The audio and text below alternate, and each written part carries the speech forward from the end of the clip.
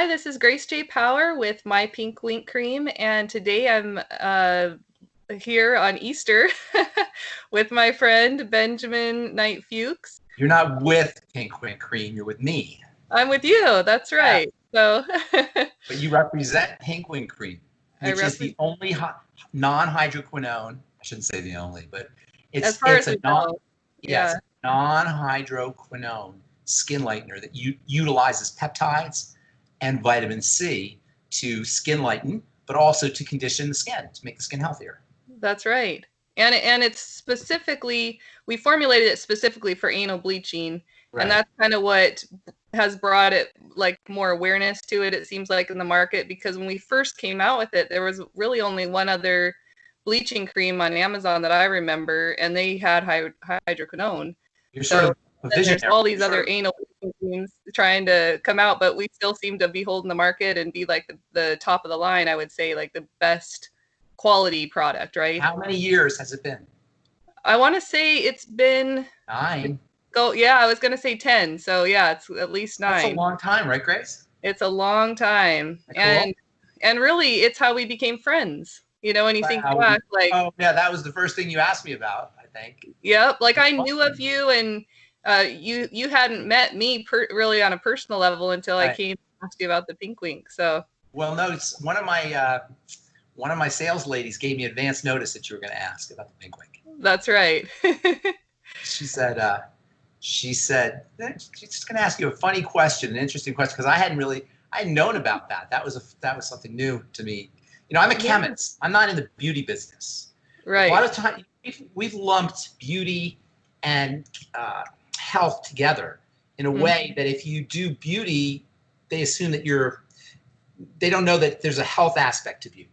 People, when you do beauty, they kind of think it's all one thing. There's really health and there's really beauty. It's not all the same thing in the marketplace. Right. It should be. There's a connection that's not being made, is what I'm saying. I'm a healthcare professional. I'm not a beauty professional, but I bring a healthcare sensibility to beauty because I think they should be together. The beauty follows the health. But we've created a situation where we don't recognize the relationship between the two. So if you say if I say I do skincare, people immediately think I'm doing beauty. I do skincare, but I do health. Yes. You know, it's a whole different way of looking at it. And it really had never been done. It hadn't been done before. It's starting to get, in the last few years, it's starting to get more common. But I didn't know. I wasn't a beauty guy. I didn't even use moisturizers. I never used anything really on my skin, except now I use a couple of my products. In fact, one product of mine I've been using for a very long time. But basically, I wasn't really like a kind of aficionado or a connoisseur. I would just use active ingredients. I was a pharmacist, and I knew that active ingredients were the key to the effectiveness of a skincare product. And I understood active ingredients like an ordinary pharmacist understood drugs. Because drugs are like active ingredients. Exactly. Right? Like you get results. You get results. Yeah. Exactly. I came from the world of results. Beauty a lot of times is masking things like a foundation or mascara, you know, so it kind of gets blurred with the cosmetic, you know, even the surgeries that they're doing. That's, you know, like a cosmetic surgery. Is that beauty? You know, is that you're like approaching more in the natural beauty, bringing out the natural beauty of someone. Health. Yeah. If you're healthy, you're going to be beautiful. If your skin is healthy, it's going to be beautiful. Yeah. And that's the people you see wearing no makeup.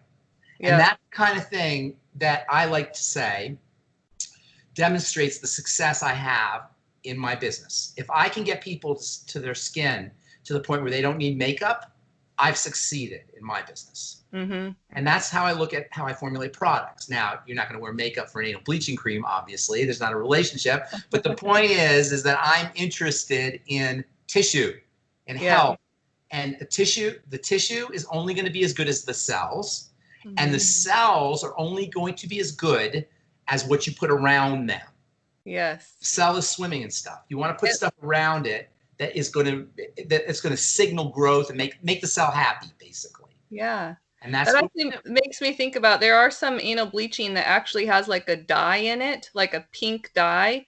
That's sort of artificially turning the skin a different color.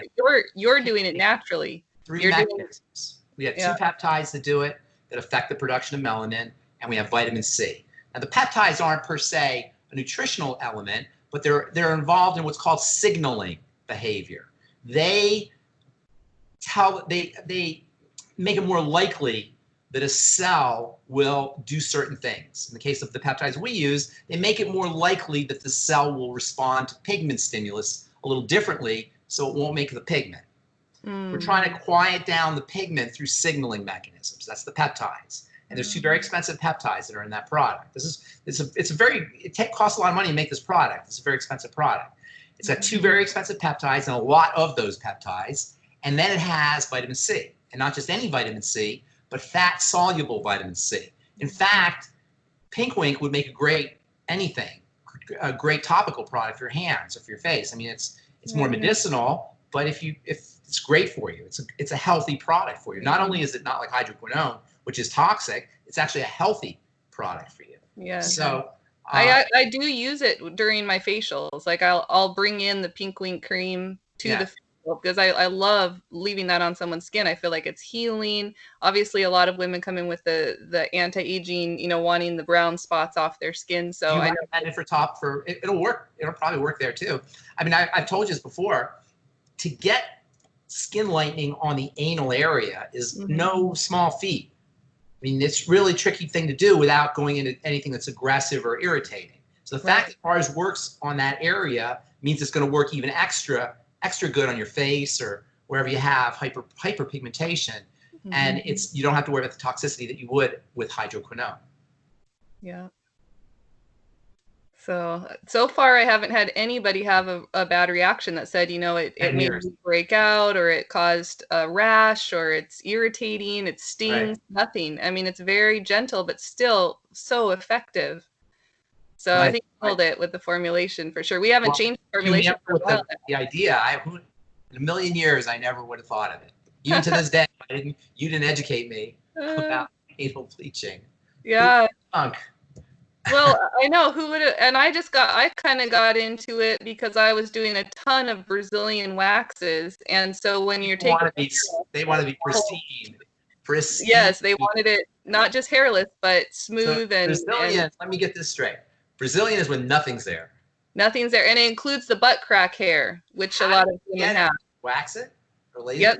You remove the hair on the butt crack. Now I do sugaring, but before I did the waxing, I also did laser. I did the